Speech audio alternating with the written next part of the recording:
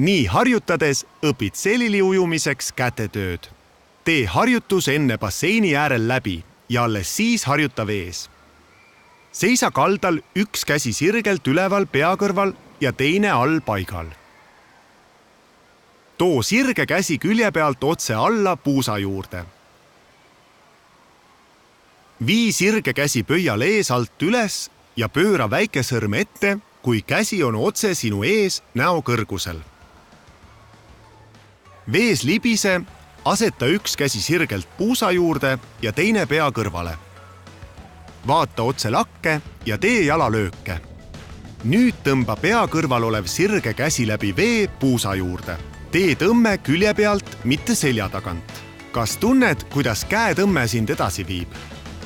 Too käsi puusa juures pöial ees veest välja ja vii käsi väike sõrm ees vette.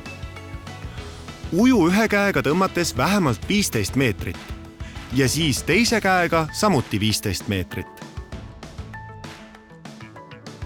Jälgi, et keha oleks kogu aeg sirge ja veepinnaga horisontaalselt.